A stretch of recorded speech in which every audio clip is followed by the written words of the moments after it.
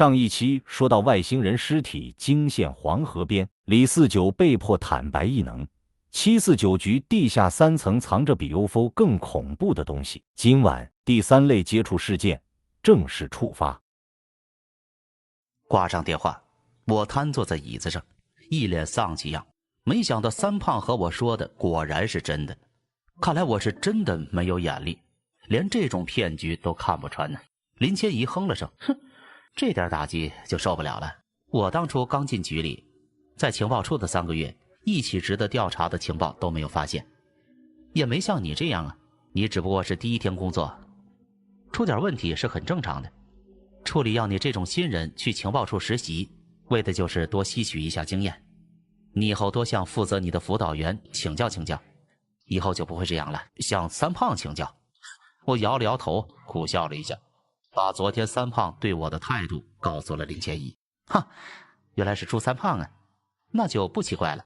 林千怡恍然大悟，对我解释道：你也知道，朱三胖小时候就是黑客，天性喜欢各种未知的事物。以前最喜欢的事情就是利用他的黑客技术在网上打探各种秘闻。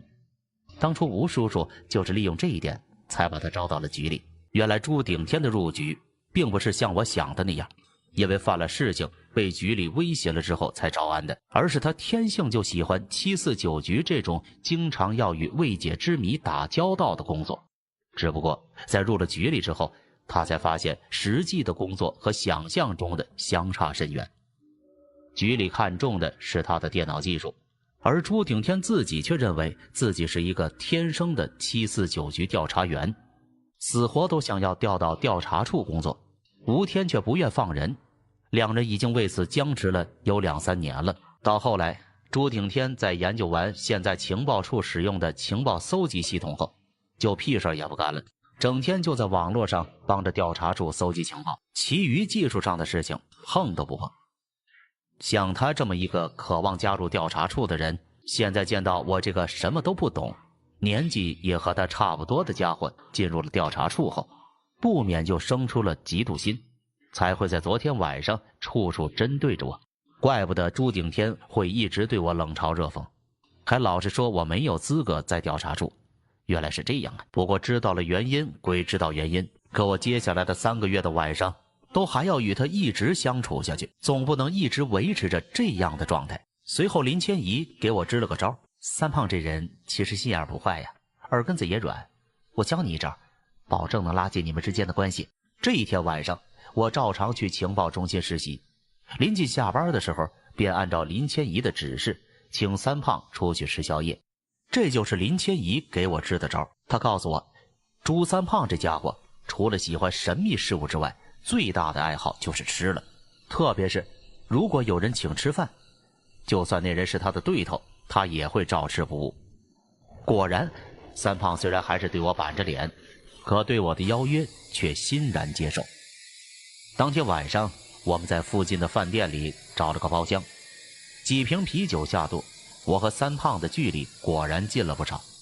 尤其是在我酒醉之时，无意中说出自己的身世之后，和加入749局的目的之后，三胖更是流着泪，紧紧握住我的手，深情地看着我，埋怨我怎么不早点和他说这些。说这些的时候，店里的一位女服务员突然闯进来夹菜，看到三胖一边流泪一边抓着我的手，一副表白的模样，顿时红着脸说了声抱歉，立刻退了出去，连菜都忘了给我们上。那女服务员关门时，我看到她脸上的表情，又看了看三胖抓着我的手，立刻从他手里挣脱，脸上还流下了冷汗。得，人家刚才啊，多半是以为我们俩在搞基，虽然平白无故遭人误解，可我与三胖的矛盾总算在那一晚得到了化解。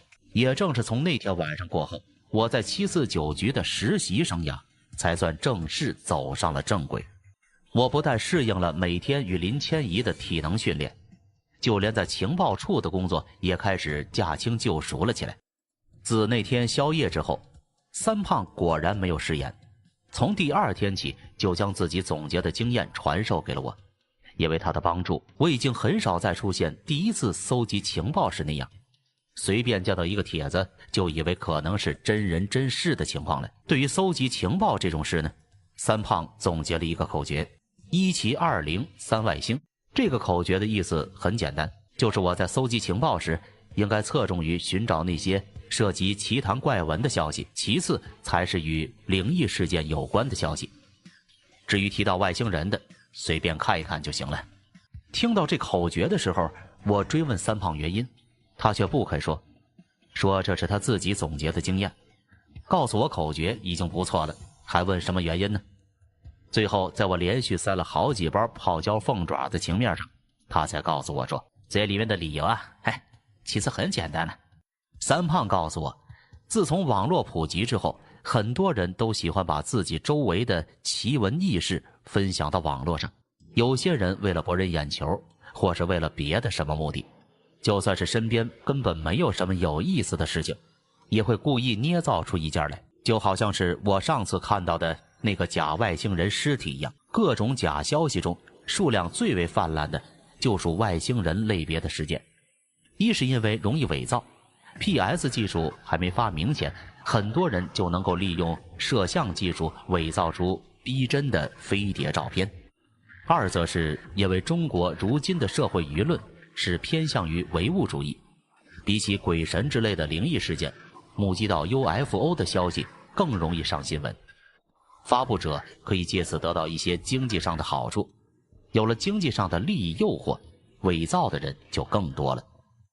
最重要的是，如果发生了真正的 UFO 事件，第一目击者往往不是民间人士，而是部队里的军人，而749局情报处里会有专人天天检查部队里的异常情报，因此根本就不需要其他人再特意关注此类事件。其次是灵异类的事件，之所以将它的优先度放到第二位，是因为要辨别灵异事件的真伪，需要大量相关的专业知识，比如说摄影知识，比如说地理知识，甚至你还必须懂得一些民俗风物。没有那些底子，最好就不要太过关注灵异事件的消息。他曾经给我举了一个例子，那时候在网络上曾经盛传过一张冥婚照片，说的是解放前江浙地区的某个乡村，一位17岁的地主女儿和一个小伙子定了亲，但是没有过门就生病死了。后来那小伙子不想按当地风俗和死人结婚，就逃跑去当兵，结果却被女方家人捉了回来，强迫他和死去了好几天的老婆成亲，并且拍下了一张冥婚照。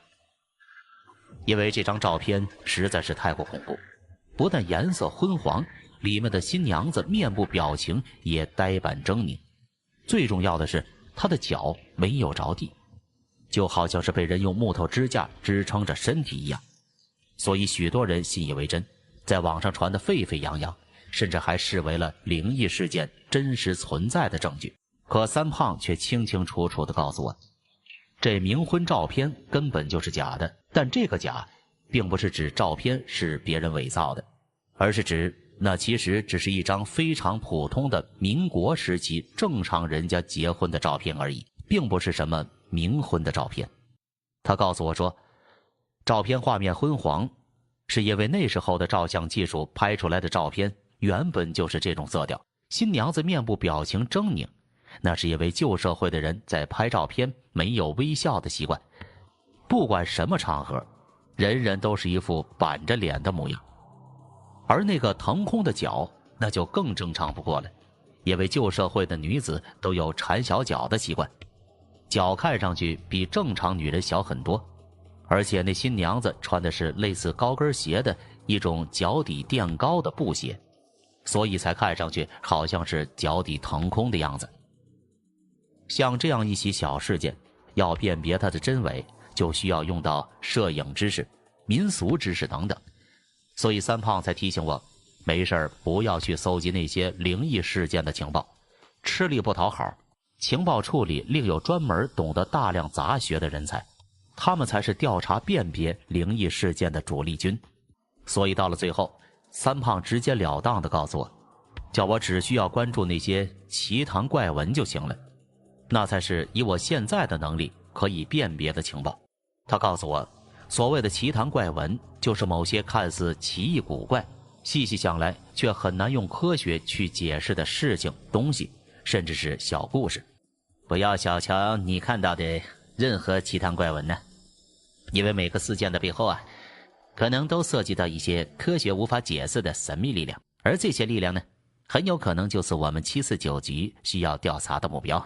这是三胖当时对我说的原话。没想到正是因为这句话，才让我遇到了自己加入749局后的第一个案子。这一天一大早，林千怡出人意料的没有敲响我的房门，甚至等我自己跑完了20圈都没有见到他。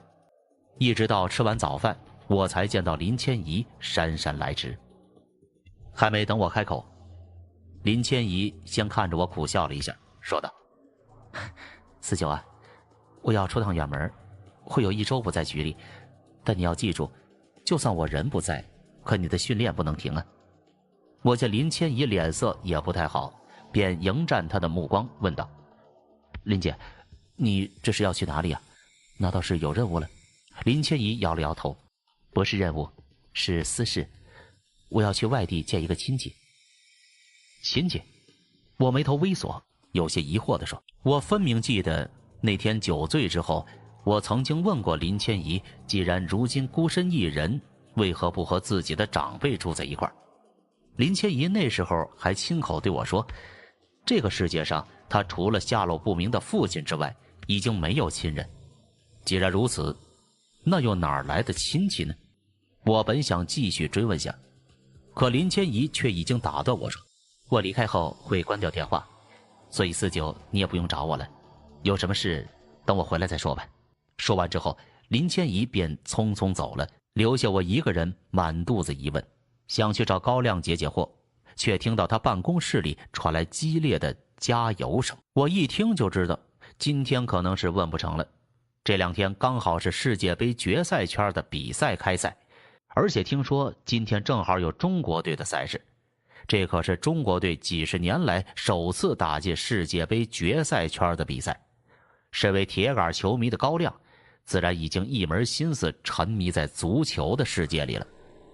但既然我人都已经到了办公室门口，就这样离开，未免有些不甘心。于是我硬着头皮推开了办公室的大门。但正好就在我踏入办公室的同时，我看到高亮抱着脑袋，一脸痛苦哀嚎的表情。哎呀，我看怎么就进了呢？电视机里也传来了解说员惋惜的声音。我回头一看，原来在我进门的这一刻，比赛刚好打破僵局，1-0，中国队被巴西队一个任意球破门得分了。这个任意球踢的角度刁钻，在半空中划过了一道弯弯的弧线，准确无误地钻入了大门的死角。我虽然对足球不太了解，但也能看出这球进得真漂亮。正在我感慨的时候，高亮却忽然对我叫道：“49啊，你进来怎么不敲门呢？”我回过头，刚想说明来意，却见高亮已经从椅子上跳了起来，冲到我面前，将我往门外推，嘴里还说道：“我今天要看球，谁都不见，有什么事情明天再说。”砰！我还没反应过来，人已经被推了出去。办公室的大门不但在我背后重重关上，还反锁了起来。无奈之下，我只能提前去了情报中心，想要从三胖那里打探一下，这家伙加入749局的日子比林千怡还早，说不定就知道些什么。来到情报中心，却发现今天这里安静的有些可怕。再仔细一看，发现竟然有好多人围在中心角落的一处办公室门外。好笑的是，这些人的样子一看就是在听热闹，他们一个个竖起耳朵，安静地贴在房门外，有些人嘴里甚至还嗑着瓜子儿。看到我走过去，一个人悄悄对我竖起了食指，示意我不要出声。我低声问道：“这都是怎么了？你们在干嘛呀？”那人回道：“看热闹呢，三胖老毛病又犯了，我们正在打赌，今天他们会吵多久，你要参加吗？”我一听这话就明白发生了什么事。早就听说自从三胖调入情报处消极罢工之后，每隔几个月便会找吴天理论一番，想要说服他同意自己调入调查处。可每一次说到最后，就会演变成两个人的争吵。我竖起耳朵，果然听见三胖正用他那标志性的磁性嗓音大吼道：“你这是埋没我的天赋啊，欺骗我的感情了！当初是你说的啊，情报系统搭建好了后，就会放我去调查处。你个处长，怎么能说好不算话嘞？”另一个声音则稳重了许多：“我这也是为了你好啊，以你的能力，情报处是最适合你的地方了。”我的能力？我的能力怎么了？我有哪里不合适的？就你现在的身材和体能，恐怕一次任务就会丧命了。你分明是歧视胖子啊！胖子又怎么了啊？你看看王处和3科的高科长，比我还胖嘞，为什么他们能在调查出来啊？我就不行嘞。我在边上听两个人在办公室里争论了10几分钟，丝毫没有停的意思，觉得无聊，便回到了自己的座位。刚一坐下，便看到三胖气鼓鼓地从办公室里走了出来，身后跟着的吴天显然心情也不好，看到外面那么多人，顿时痛斥了他们一顿：“都不用上班了，都给我滚回去！刚才站门口的所有人，今天都要加班，一个都不想留。我已经记住你们了。”门外那一群人顿时叫苦不迭，怨声载道地回去工作。我也赶忙低下头，随意点开了情报系统搜到的一条可疑消息，装作在看电脑的样子，心里暗自庆幸刚才走得早，没有触到吴天的眉头。这时候，我的视线忽然被自己点开的那条可疑消息吸引了。这是一条发自某著名体育论坛的帖子，帖子的内容是在谈论1个多小时前刚刚结束的世界杯决赛圈，中国队对巴西队的比赛。虽然粗看上去并没有什么奇怪的，可在情报系统的标注中却特意标出了一个奇怪的回帖。一名论坛名笑看球坛的家伙在跟帖中写道：“你们在说什么？第一个进球不是卡洛斯打在人墙上进的乌龙球吗？怎么你们都说是绕过了人墙？”看到这条帖子的内容，我总觉得哪里有些不对劲，仔细回忆了一下，我就想到，就在几十分钟前，我不是分明亲眼在高亮的办公室里目睹了这条帖子所提到的进球吗？我还记得，那明明是一个漂亮的任意球，足球轻松地穿越了中国队组成的人墙，直入球门，哪里是打在了人墙上？如果是过去，我或许就会以为是这个笑看球坛搞错了，要不就是我们俩说的根本不是同一场比赛。但因为上次三胖对我的那番指导，让我对这件事留了个心。我搜索了下这场比赛的新闻，结果发现我的记忆并没有错。在刚刚发生的世界杯比赛中，中国队已经以0-4惨败于巴西之手，而第一个进球就是卡洛斯踢进的任意球。开场第15分钟，巴西队小罗纳尔多被李玮峰放倒，在门前25米处获得直接任意球机会。卡洛斯启动助跑后，左脚正脚背大力抽射，足球从中国队人墙右侧穿过，飞向球门。中国队门将虽然横身做出扑救动作，但无奈球速快，角度刁，足球穿越了他的食指关后，直挂球门后角入网。巴西队1-0领先。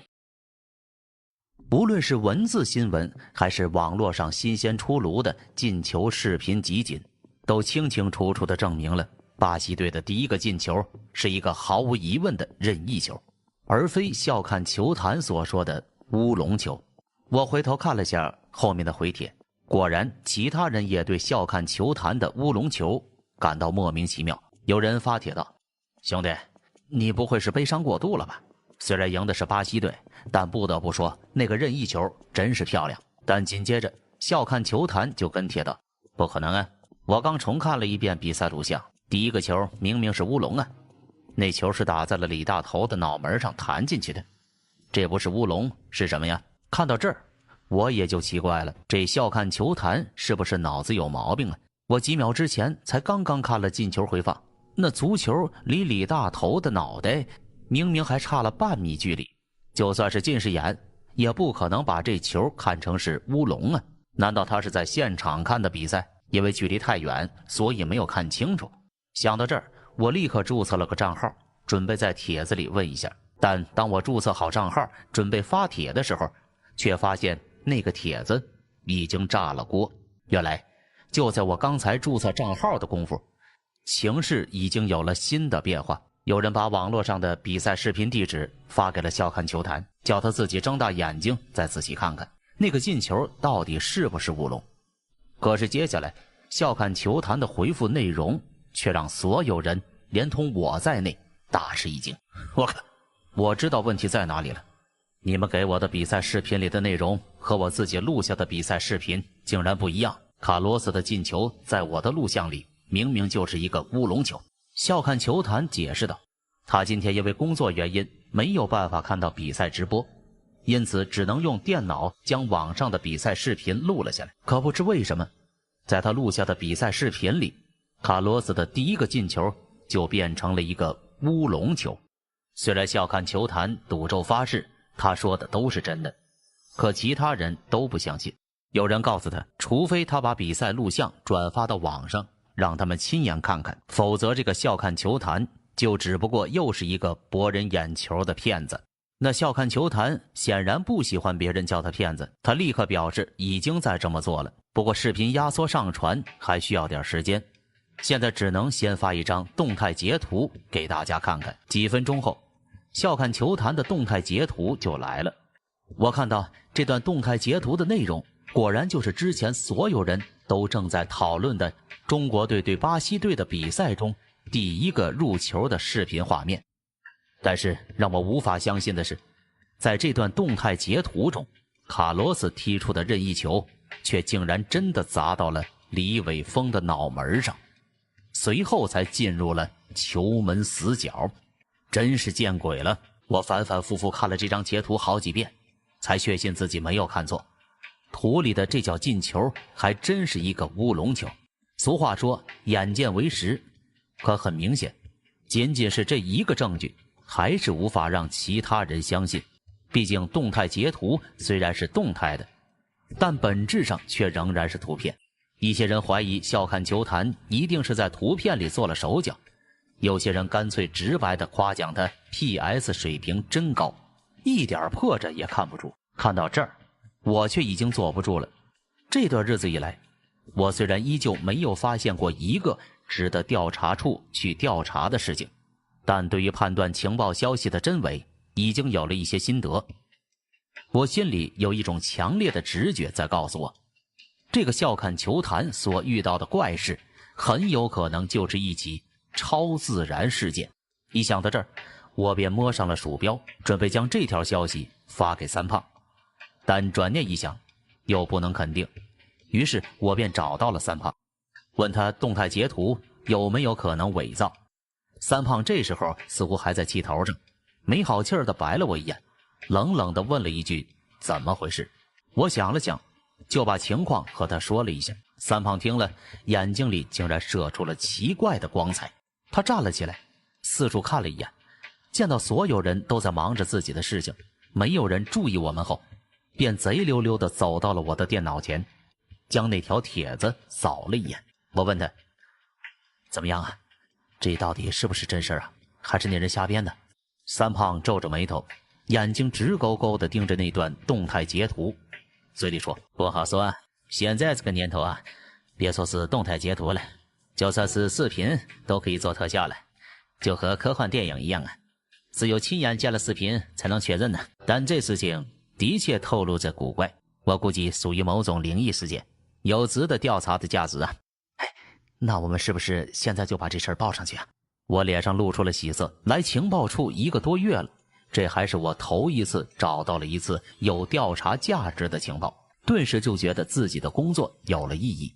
谁料到三胖却阻止了我，反而把我拉进了厕所里。他四处检查了下，确认厕所里没有外人之后，又看了看手表，才悄悄地对我说：“49位，帮我一个忙啊，这件事情就当没有发生过啊，除了我之外，不要告诉任何人。”三胖，你这是什么意思啊？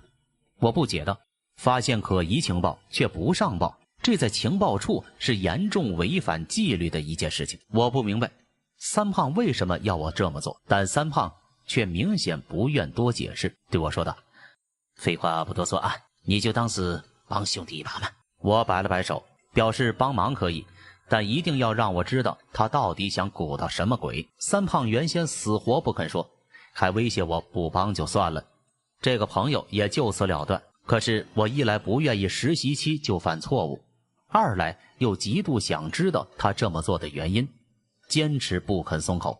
三胖最后熬不过我，才很生气问我到底有没有当他是朋友。我说正是因为我把你当朋友，所以才必须弄明白这件事。三胖也许是没辙了，终于说道：“我是要和吴天那家伙争一口气嘛，他不是老说我没有当调查员的资格吗？我就要亲自解决一个案子，告诉局里的所有人，我朱顶天不但是个技术天才，就算当调查员也是绰绰有余的。”我惊得张开嘴说不出话。三胖就继续说：“我看这个案子虽然是个灵异事件，但估计不会太凶险，只要找到那个笑看球坛，亲自去他那里看一下视频就行了。虽然案子不大嘛，但用来证明我的能力已经足够了。49啊，这个忙你到底帮不帮呢？”我没有正面回答他，而是问道：“你出去查案子，情报处怎么办呢？吴天会那么容易轻易批准你去查案呢？”三胖贼笑了一声：“我怎么会让他知道嘞？啊，正好今天我和他吵了一架嘛，一会儿我就发个邮件请假。以前每一次吵架之后，我都会借口不来上班好几天呢。吴天他根本不会怀疑我的。”说完，三胖又看了看手表，似乎是很焦急的样子，问我到底帮不帮他。我想了一下就说：“好，我帮你。”三胖的脸上总算露出了笑容，可这笑容还没持续几秒钟就僵在了脸上。我说道：“但我有一个条件，这件事情我要和你一起参与。”三胖顿时急红了眼，摇头表示不能同意。但我又说道：“没有我的帮忙，你要怎么进行现场调查呀？我记得那种伪装身份的证件只有调查处的人才有吧？放心吧，我到时候就在一旁陪着你不说话，主要负责的人还是你。”三胖又对我磨蹭了半天，看我一再坚持，只好答应下来，随后便要拉我出厕所。我忙道：“你急什么呀？都说了同意帮你了，让我撒泡尿去。”三胖却说：“不急不行哎，那家伙不是说要把视频上传到网上吗？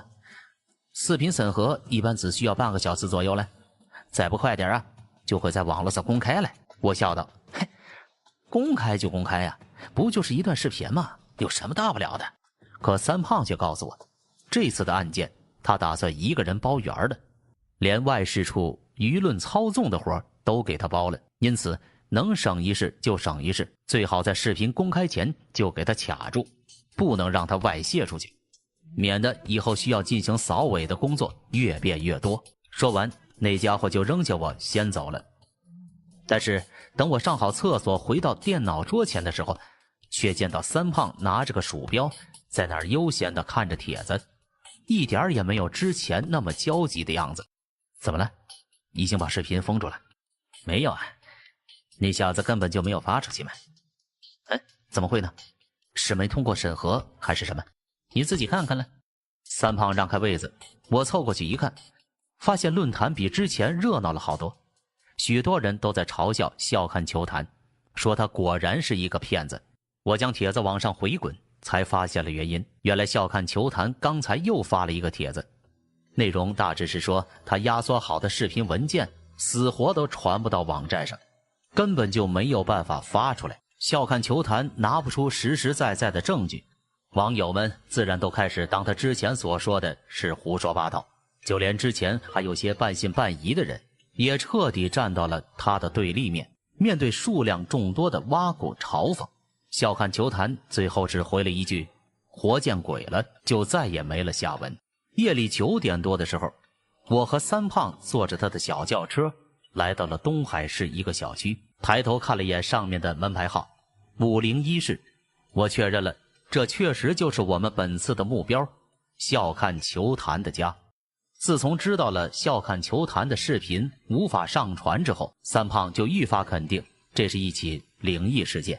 为避免夜长梦多，他决定连夜就去笑看球坛的家里跑一趟，亲眼确认一下那段球赛视频的真伪。749局的情报中心不但具有搜集情报的作用，还可以直接查询国内各个机构的内部资料。通过调查论坛 IP， 三胖顺藤摸瓜，很快就锁定了笑看球坛的真实身份。他的真名叫做郑磊，东海本地人，男，28岁，目前一人独处，就住在东海某小区内，距离我们也不远。当我们站在郑磊家门口的时候，从房门内清楚地传来了一阵阵震耳欲聋的比赛声。不用问，这家伙一定是在看球赛。咚咚咚，我轻轻地敲了几下门，等了一会儿，屋里却没有什么反应。我有些懊恼地转过头对三胖说：“这家伙不会是已经睡着了吧？不可能啊，8成是看球赛看得入迷了。换我来。”三胖推开我之后，便用力地敲砸起来，连带着整个楼道的声控灯都亮了起来。这一次，屋内总算是有男人的声音传了出来：“谁呀？大半夜的敲什么门呢？”见到猫眼中出现了一抹亮光，三胖叫道：“你好啊，请问郑磊先生在家吗？”“我就是啊，你找谁呀？”三胖笑了笑，没有应声，示意我掏出早就准备好的警察证，举到了猫眼前端：“麻烦你开下门，我们是警察，想找你了解一些事情。”“警察？”里面的人有些惊愕，似乎是不明白警察为何会找上门来，兴许是不太相信三胖的话。我看到那人又在猫眼里瞄了许久，才小心翼翼地打开一道不足10公分的门缝。三胖明显是被对方磨叽的没什么耐心了，直接从我手里抢过证件，顺着门缝塞了进去。待里面的人仔细看过之后，这才真正放心地开了门。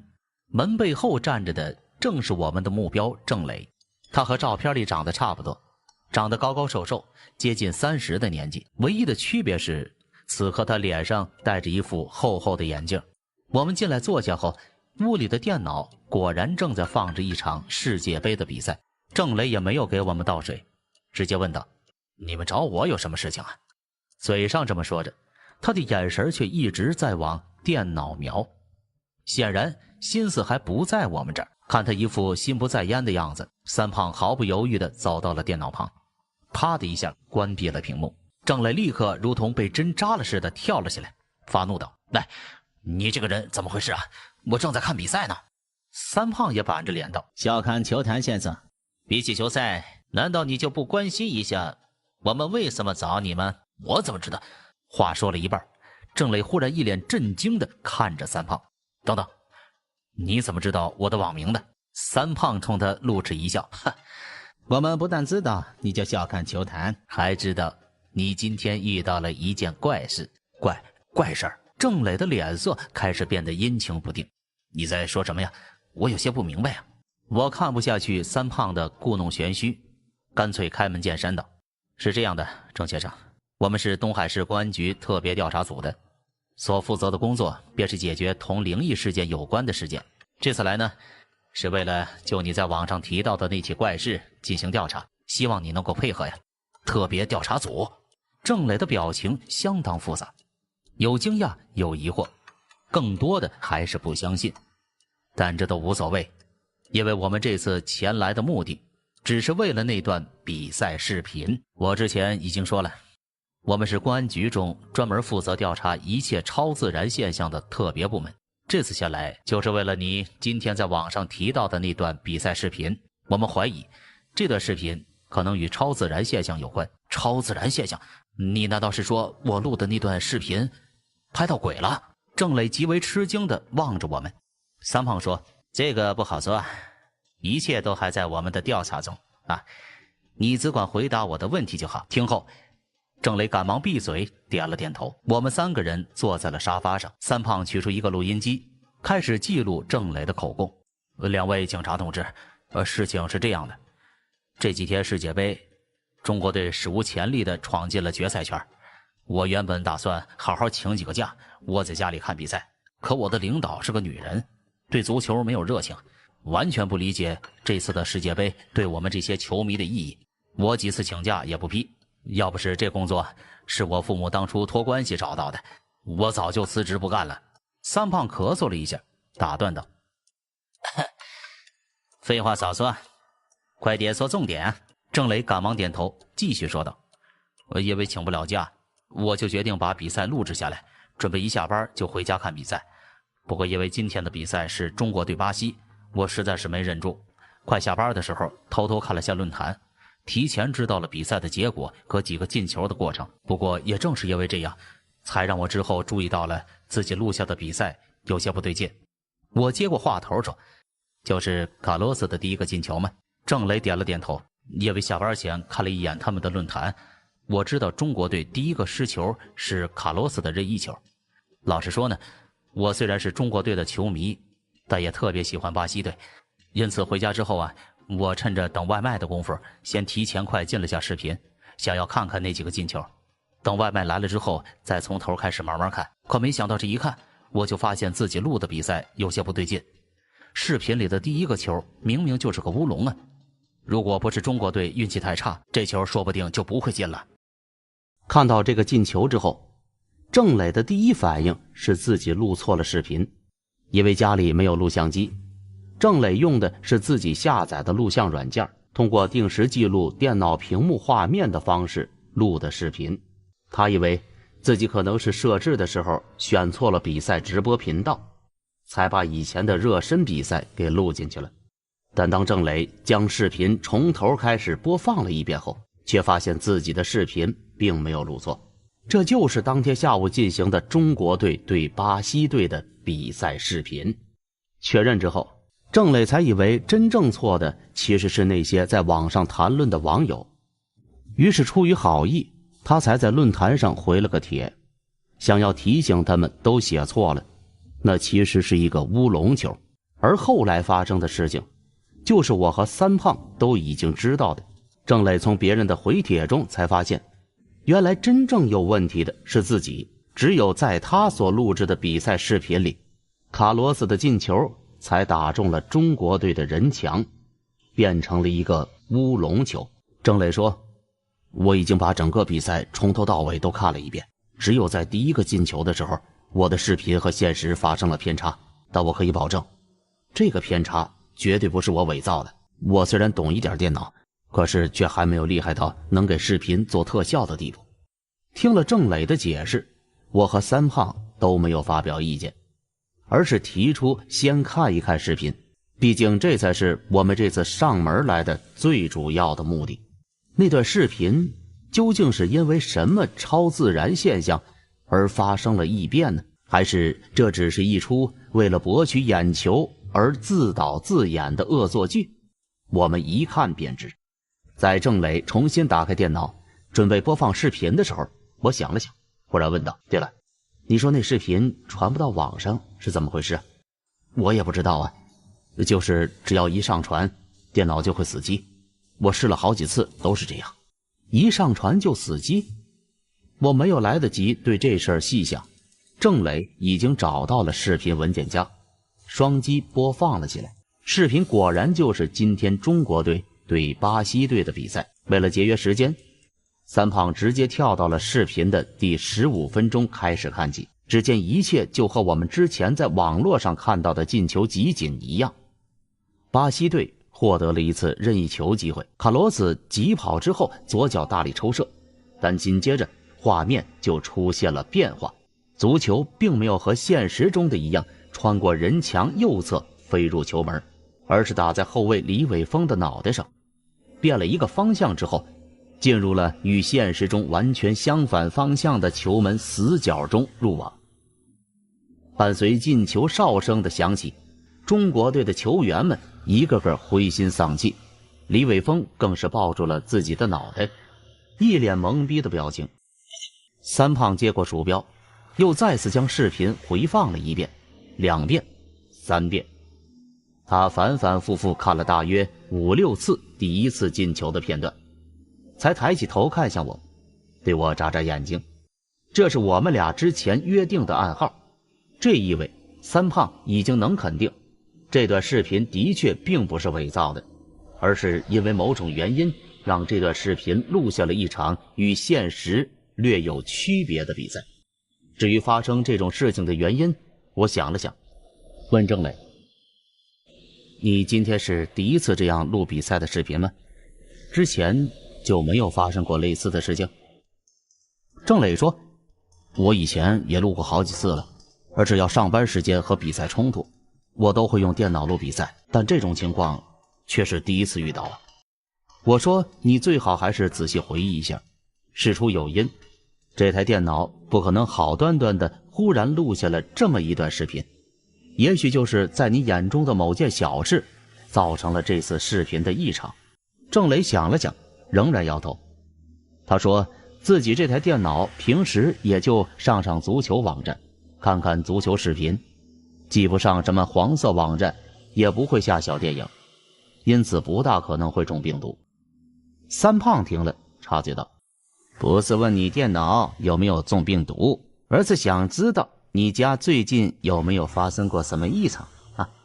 只要是发生在这台电脑附近的事情，就都算了。”听到三胖这么说，郑磊愣了半晌，忽然问我们：“被雷劈算吗？”郑磊告诉我们，其实就在他今天回家的时候，楼里的邻居曾经和他提过，说是今天下午的时候，他们这栋楼曾经被闪电击中过，叫他回家检查一下家里的电器有没有出事。郑磊听说了这个之后，一到家便四处检查了一下，但是家里的电器都是好好的，屁事儿也没有。而且实际上今天东海市明明就是一个大晴天，根本就没有下过雨，因此郑磊便以为是那邻居在说胡话，也没有在意。郑磊说：“我那邻居是住在1楼的一位老大爷，年纪大了，说话也不利索，我之前以为他可能是听错了，就没多想。当听你们现在这么一说，那老大爷或许没骗我呀。我这栋楼今天真的被闪电击中过。”三胖点头道：“很有可能了，没有外力的影响，你的电脑不会好好的就录下这么一段灵异视频呢。如果没有其他的可能性呢，那今天发生的事情多半就是因为闪电的缘故了。”到了这儿，整件事情基本上已经明了。郑磊的电脑很有可能是因为一次突如其来的闪电而发生了某种变化，这种变化最终导致了这段与事实略有区别的比赛视频的诞生。确认了这起事件的确是归属749局管辖的超自然事件之后，三胖也松了一口气儿。他借故拉着我去了一趟厕所，在里面叮嘱我，接下来要准备进行下一步，也就是回收工作了。按照749局调查处调查员的工作守则，在确认事件真相之后，需要对引发事件的物体或者生物进行收容，并交予保管处进行保管。一般情况下，回收工作是交由回收处进行。如果收容物体本身并无危险，并且易于搬运的话，也可以由调查该起事件的调查处调查员代为进行收购。这次的事件仅仅是一起灵异视频，而且从目前来看，这段视频除了与现实略有偏差之外，并没有什么特别的，因此三胖就打算自己进行回收工作。说是回收，其实也很简单，这次的超自然现象不过是一段视频，只要将视频拷贝一份之后，再将郑磊的电脑文件清空，确保不会有半点与之相关的痕迹留下即可。这件事儿由我负责，至于三胖自己则说是要先回车里去拿一样工具。我虽然对电脑并不太精通，但基本的操作还是会的。可当三胖提着一个书包从楼下返回的时候，我却还在摆弄着电脑。看到我还没有完事，三胖又催了一遍，我才回头告诉他，奇怪了，这视频我怎么拷不出来呀？我可以确信自己的操作没有问题，只是每一次开始复制视频的时候，郑磊的电脑就会死机。我让开位子，示意三胖想想办法，但是他亲自操作了3遍之后，也是直挠头。见鬼了呀！你怎么老死机呀？对吧？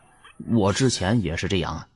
郑磊站在我们身后，你们来之前呢，我每次想要将视频上传到网络的时候，电脑也是这个模样。我问道，是不是他电脑里有病毒啊？三胖重启了一次电脑，检查了一番后，却告诉我们没有。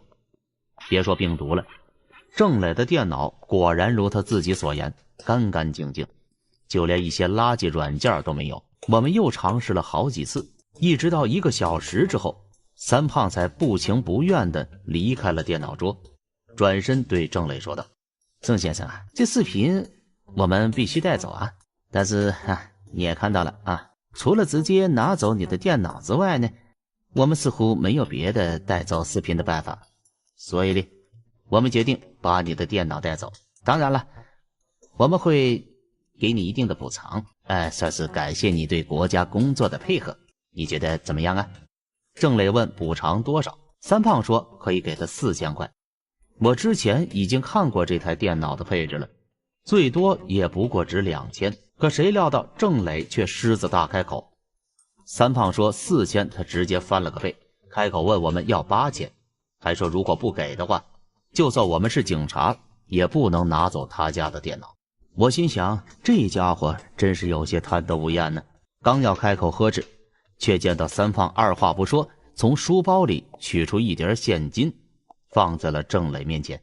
郑先生啊，这里是4000，你先给我开个8000的收据，我好回去报账啊。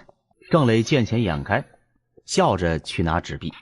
我连忙问三胖是不是傻了，这电脑最多也就值个2000块呀。三胖却对我摆了摆手，示意我离远点。随后就见他又从书包里拿出了一罐喷雾剂。那喷雾剂我见过，不正是749局用迷魂草的汁液制成的记忆消除喷雾吗？几分钟后，郑磊拿着写好的收据回来了，看到三胖手上的喷雾剂，奇怪地问，朱警官，你这是要干嘛呀？三胖捂着嘴支吾道，郑先生啊，你家有蚊子呀。一边说着，他手里的喷雾剂已经对准了郑磊，朝着脸上喷了过去。郑磊被喷了一脸，刚要发火，却忽然不动了，张着嘴呆呆站着，活像一具僵尸。三胖从郑磊手里抽走了收据，在他面前甩了甩，又叫了几声，发现对方真的没反应，才收起喷雾剂，回头对我笑道，我这边搞定了，你赶快搬电脑啊。虽然曾经见过那种记忆消除喷雾，但这还是我第一次亲眼见到它是怎么用的。我忙问三胖，郑磊怎么了？怎么好像丢了魂一样呢？他告诉我，这是正常反应。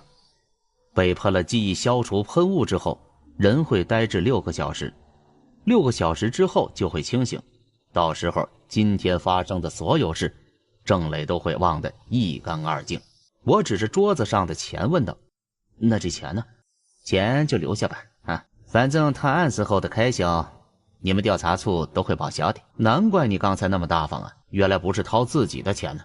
我在心里嘀咕了一句，才回头开始搬起电脑来。这件事情看起来已经告一段落，回去的路上我内心有一点小激动，毕竟从某种意义上说，这可是我加入749局之后遇到的第一个案子。但奇怪的是，三胖的脸上却看不到什么喜悦的表情。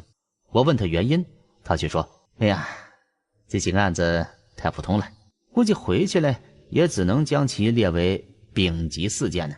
我忙问他丙级事件是什么意思，三胖却嘲笑我，堂堂一个调查处调查员竟然连这都不知道。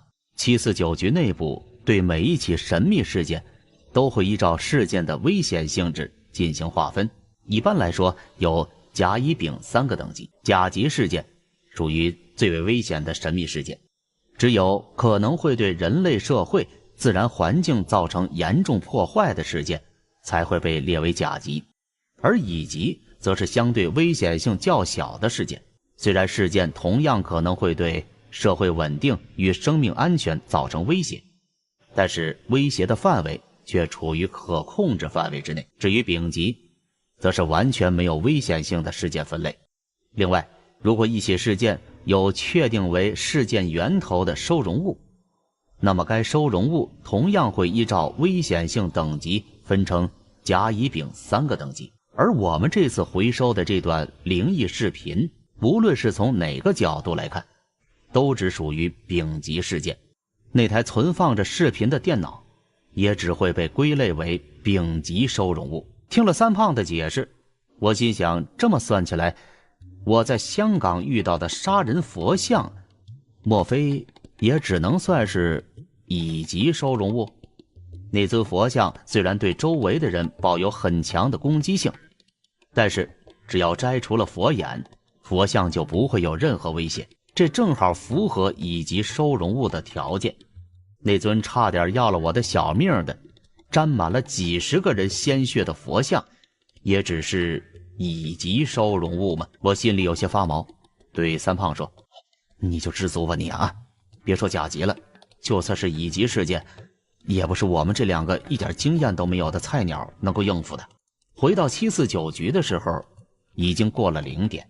我抱着电脑问三胖：“这玩意儿怎么处理啊？是直接给回收处吗？可他们的办公地点不在局里啊。”三胖白了我一眼：“哦呀，你进局里也有1个多月了吧？啊，那怎么连调查处的流程都不知道呢？收容物回收之后，调查员要先写一篇分析报告，说明收容物的能力与注意事项后，才能交给保管处保存。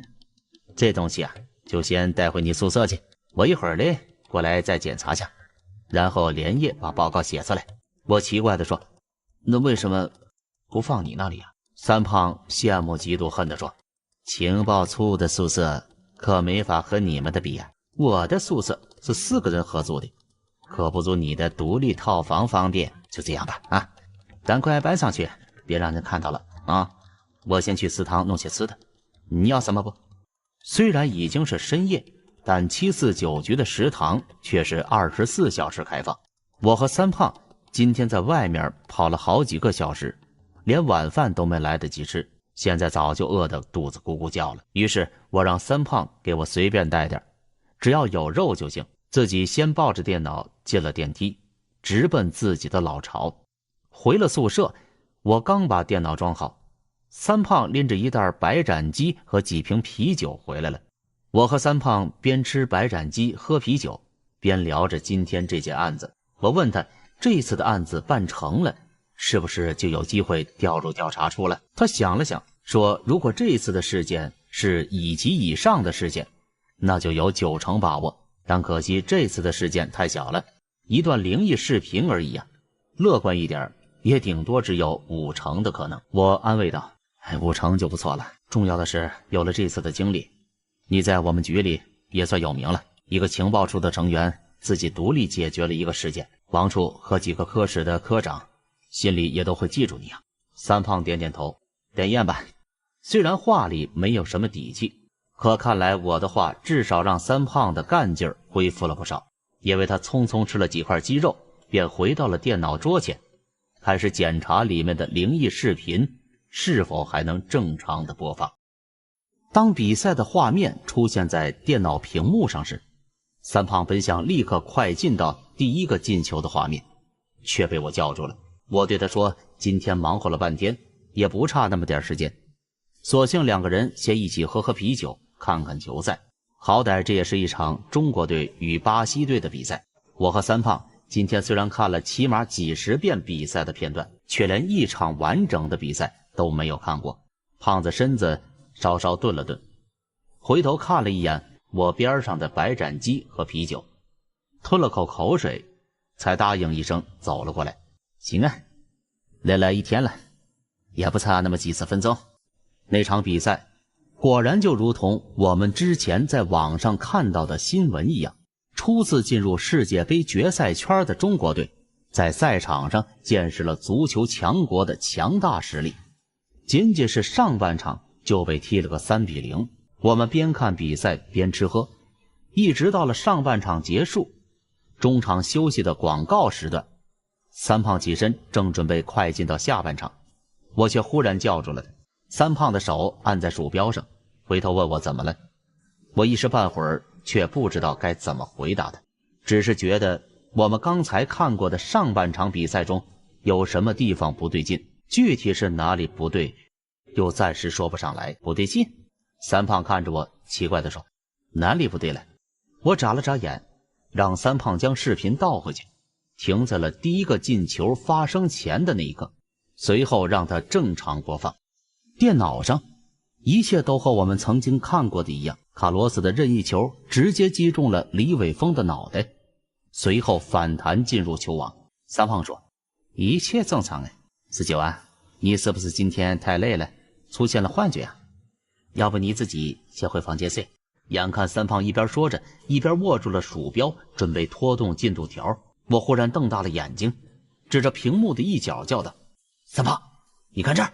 大半夜的，我忽然一阵鬼叫，把三胖吓得一激灵，连忙回头又看了一眼屏幕，却依然什么都没发现。我把视频又向后拖回了几秒钟，停在了足球破门得分的那一刻，随后按下了播放键。我的手指直接戳在了屏幕上，指着里面的一个画面说，你看李伟峰，你没发现他的动作变了吗？画面中，当巴西队得分的哨声响起时，中国队的每一个人脸上都是灰心丧气的表情，只有李伟峰一个人站在原地，一脸疑惑地看着躺在球门里的足球。如果是第一次看这段画面的话，或许没有人能发现其中的异常，但是我却清楚地记得，就在1个多小时前，当我和三胖在郑磊家中检查这段视频的时候，在中国队丢了一个球之后，李伟峰的动作却明明是双手抱头，一脸懵逼的样子。三胖眨巴眨巴小眼睛，想了想，问我是不是记错了。我说，哪能看错呀？这段视频就是这个地方与现实不同，在郑磊家我和你都看了10几遍了，怎么会把李大头的动作记错了呢？而且你再看看现在视频里的李大头，就没觉得他的动作和周围的人的反应很突兀吗？三胖闻言又倒回去看了一遍，吸了一口凉气，还真是哎。我说的这种突兀感是指李伟峰在失球之后脸上那奇怪的表情，他的表情根本不像是在为自己的乌龙球感到懊恼，反倒是有一种活见鬼的感觉，脸上写满的不是懊恼与失望，反而是怀疑与困惑。只是视频中的李伟峰为什么会露出这样的表情，我和三胖猜不出来。不过经历了这么一个发现，三胖对这份视频的兴趣却一下回来了。他原本以为这段灵异视频只不过是记录了与现实略有偏差的比赛画面而已，可没有想到视频的内容竟然会突然又发生了变化。只是不知道这究竟是什么原因造成的，视频的内容会不会发生更多的变化？三胖显然是被这2个问题勾起了好奇心，决定再多看几遍。我虽然心也有点痒痒，却是真的撑不住了，一个劲儿的喊困要睡觉。三胖连忙对我说，不行不行啊，你小子眼尖呢，刚才要不是你啊，我们就忽略了一个大发现。反正明天林姐不在嘛，你就干脆陪我多看一会儿来。我本来不同意，却拗不过三胖一再恳求，只能又陪他看了1个多小时。但在这1个小时里，任凭我们俩瞪大眼睛，却再也没有发现视频有过什么变化。看着看着，我实在扛不住了，直接就坐在了沙发上睡着了。也不知睡了多久，迷迷糊糊中，我突然听到了一声哨响，随后便听到有人喊道，瑞典主裁判安德森的哨声响了，全场比赛结束，中国队以0比3不敌巴西队。我睁开眼睛，发现天已经大亮，看看表是7点钟。迷迷糊糊中，我忘记今天林千怡不在，还以为自己早上的跑步要迟到了，刚坐直身子，才发现自己原来是和三胖两人睡在了宿舍的沙发上。我睡在沙发的一头，三胖睡在沙发的另一头。这家伙抱着我的脚，嘴里呜呜呜说着梦话，也不知在发什么春梦。我把腿从他怀里抽了出来，在沙发上坐好，听到耳边传来的吵闹声，转头一看，才发现电脑还开着，里面正放着中国对巴西的比赛视频。我心想，多半是昨天晚上三胖也看着看着睡着了，没有把电脑关闭，让那段视频自己不断循环播放了无数遍。正准备起来关电脑，但就在这时候，我忽然瞪大了眼睛，只见电脑屏幕上球员们都在一个个退场，似乎是比赛已经结束了。但让我吃惊的是，画面右上角的比分却是赫然写着3-0。没有想到，就在我和三胖睡着的时候，这段灵异视频竟然又发生了变化。巴西队在整场比赛之中少进了一个球。我第一反应是眼花了，揉了揉眼睛，确认没有看错后，又以为自己看到的其实是上半场中场休息时候的画面。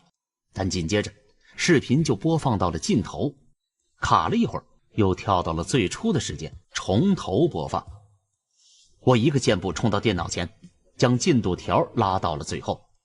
只见最后的比赛结果果然变成了3-0。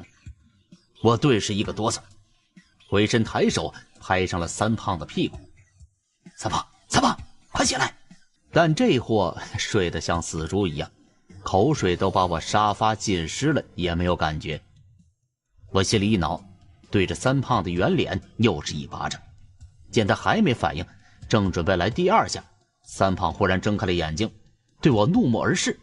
子九，你干嘛打我嘞？我没想到三胖竟然连被打醒都会慢半拍，手抬在半空愣了一会儿，又摸上自己的脑袋，抓着头发一脸无辜地说，你在做梦吧？我怎么可能打你呢？不是你打的，我脸上怎么会火辣辣的呀？我忙转移话题，把他从沙发上拽了起来，随后指着屏幕道，别扯别的了，你自己看看比分。三胖估计是还没睡醒，傻乎乎的回答我道，3-0啊，怎么了？这是最后的比分，3-0，巴西队少了一分。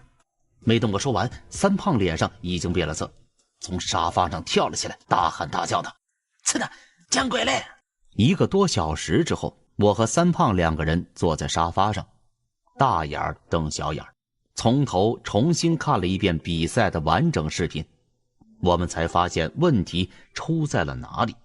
比赛中，巴西队一共射入了3球，这3球分别是上半场的2球与下半场的1球。但原本通过任意球率先打入第1球的卡洛斯，这一次却竟然没有得分。在第15分钟的时候，卡洛斯的任意球再次击中了李伟峰的脑袋，但是这一次足球没有在反弹后滚入球门中，反而是直接穿过了门框，飞出了场外。我和三胖大眼瞪小眼的相互看着，冷场了1-2分钟之后，他才问我，49，这到底是怎么回事吧？这视频怎么还会变来变去的嘞？我可从来没有见过哪个灵异视频会有这样的变化呀！我无语道，我怎么知道？这还是我第一次亲眼见到灵异视频呢。你比我在局里待的久啊，就想不出点什么吗？三胖对我坏笑的，我这不是想不出来吗？你小子观察力强啊，之前就是你发现这视频有问题的，要不你再看看？三胖说着，也不等我同意，便将我拉到了电脑桌前，按在了椅子上。他给我倒了杯水后，就静静地站在我身后，也不跟我开口说话。没办法，我只能老老实实的打着哈欠，将最关键的第15分钟重新看了好几遍。在这个过程之中，我仔细观察了一下李伟峰的动作，忽然发现了一个问题。我立刻让三胖把自己的手机交给我，我将手机摄像头对准屏幕，随后让三胖替我控制鼠标，循环播放3遍李伟峰挡下任意球的片段。每一次片段播放到第3秒的时候，我就按下手机的照相按钮。如此重复了3遍之后，便打开相册看了一眼我刚才拍到的镜头。这一看，果然发现了问题。我注意到，在我拍下的3次跳起挡球的画面中，李伟峰每一次都比之前多跨出了半步的距离。这半步的距离在整段视频中根本微不可察。如果不是我拍下了照片，反复对比了一下，恐怕还真发现不出来。三胖从我的表情上似乎猜到我已经有了答案，他掏出一根香烟递给我，说道：“来一根，慢慢想，不用着急啊。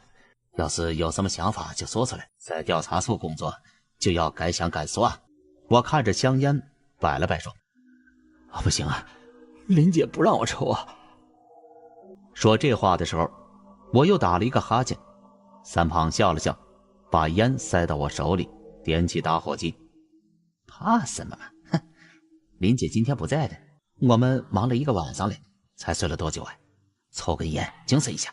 看到火苗已经烧到了香烟，我只能抽了一口，说道：“这是我的猜测，是不是这样我也没底，你帮我分析分析。”我把手机还给三胖，随后让他仔细看李伟峰的脚。过了一会儿，就听三胖惊呼道：“49，这是怎么回事啊？”事情已经很明显了，我们每一次回放视频之后，李伟峰跳起挡球的动作都会比之前更为完美。换句话说，他在吸取之前的经验教训。吸取经验？你在开什么玩笑啊？这只是一段视频啊！三胖睁大眼睛看着我，我没好气的说：“这不是你告诉我要敢想敢说吗？啊，除了这个理由之外啊，我实在想不到还有别的可能啊。”我越想越觉得是自己没有猜错，对三胖说：“你自己再回想一下，从我们看到郑磊发的动态截图起，一直到现在，这段视频上其实已经有很多地方和现实发生了差异，只不过我们都没有注意到，或者是因为差异太小，注意了也没有记在心里。”我随即又在网络上找了现实中的比赛进球截图，对三胖道：“你看，现实中卡洛斯的这脚射门，所有人都没有反应过来。其实当时李伟峰距离足球距离很近，只要跳起来就可能碰到。你的意思是，郑磊视频中的李伟峰记住了这脚射门，所以才做出反应跳了起来，让原本完美的射门得分变成了一次乌龙吗？”三胖说：“后来我们不断回放的时候，这个视频里的李伟峰就开始一次次调整他的姿势，最后才将球打了出去。”我总结道：“没错，只有这样才能解释为什么他的动作每一次回放的时候都发生了变化。如果把这段视频看成一个真实的世界，我们每一次让视频重新播放，当做一次世界重启，那么这个世界的李伟峰很可能就保留住了每一次世界重启前的记忆。”三胖抱着脑袋对我惊呼道：“这不就是土拨鼠之日的情节吗？”我问他那是什么，三胖告诉我，土拨鼠之日是一部美国电影，讲的是一个气象播报员在执行任务时偶遇暴风雪，随后便发现自己被困在了固定的一天之中，始终无法再前进一步，不断重复自己这一天的人生的故事。我听他大致说了一遍电影的情节，发现果然和现在视频中的李伟峰的情况非常相似，除了他之外，似乎视频里的其他人都没有类似的情况，只有李伟峰还保留着上一次播放时的记忆，并且因为这种记忆而开始逐渐改变了中国队惨败的命运。三胖又问我：“说来说去，这只是你的猜测而已，我们有办法可以证实吗？”我想了想，回答道：“有，但恐怕会很耗时间呢。”三胖说：“有办法就好，反正他一会儿就和吴天请假，不把这次的事件搞清楚，他就绝不再回情报中心。”对三胖的话语，我只能苦笑了一下，心想：你可以请假，那我呢？我现在算是上了三胖的贼船，想下都难了。我的办法很简单，甚至有些无脑的办法，既然现在已经推测出了李伟峰在每次视频重播时都会保持上一次播放的记忆，那么我们就把他的动作全部记录下来，每一次播放时都和上次播放的录像进行比对，观察李伟峰的变化就行了。虽然办法简单，却很耗费时间与精力，因为之前已经确认了这段视频无法复制。不知三胖从哪儿搞了一台数码摄像机，对着了电脑边播边录。等到一场比赛放完了之后，便将摄像机里的视频接到了另一台从他自己宿舍搬来的电脑上。我们两人就坐在沙发前，同时观看两台电脑上的比赛视频，每个人手里拿着一本小本本，将两段视频中的差异点记录下来。事实证明，这样的方法也的确很有效，因为从架起摄像机起，我们的第一次观察就发现了新的情况。只不过出人意料的是，这个情况比我之前设想的还要难以置信。除了李伟峰之外，中国队中竟然还有别人做出了与现实不同的动作，而且这个人数还不止一人。今天的节目就到这里，感谢您的收听，点击订阅频道并打开小铃铛，第一时间获取更新。明天我们不见不散。